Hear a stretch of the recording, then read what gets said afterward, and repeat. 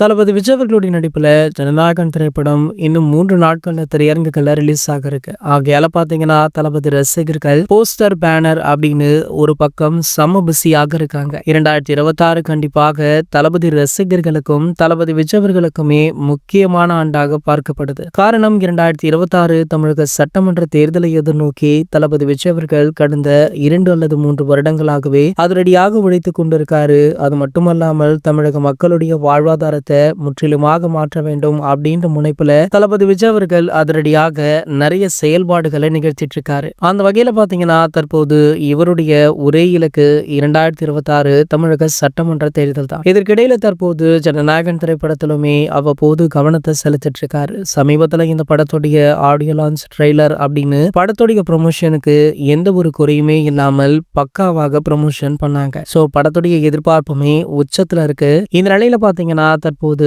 மலையாள சூப்பர் ஸ்டாரான மம்முட்டி அவர்களிடம் தமிழக அரசியல் பற்றி ஒரு சில கேள்விகள் சமீபத்துல கேட்கப்பட்டிருக்கு. அதுல தமிழக அரசியல்ல அடுத்து யார் தலைவராக வந்தா நன்றாக இருக்கும் அப்படின்ற கேள்விக்கு மம்முட்டி அவர்கள் வழக்கம் போல அவருடைய நகைச்சுவை கலந்த பதில்ல மறைமுகமாக தளபதி விஜய் அவர்கள் வந்தா நன்றாக இருக்கும் அப்படின்றத தெரிவிச்சிருக்காரா. சோ இந்த விஷயம் மலையாள ரசிகர்கள் மட்டுமல்லாமல் தமிழ் ரசிகர்களையுமே கவர்ந்திருக்கு. ஆகையால இந்த தகவல் தற்போது செம்ம வைரலுமே ஆகிட்டு இருக்கு. இது போன்ற செய்திகளை பற்றி நீங்க உடனே தெரிஞ்சுக்க நம்மளுடைய சேனலை மறக்காம சப்ஸ்கிரைப் பண்ணிக்கோங்க.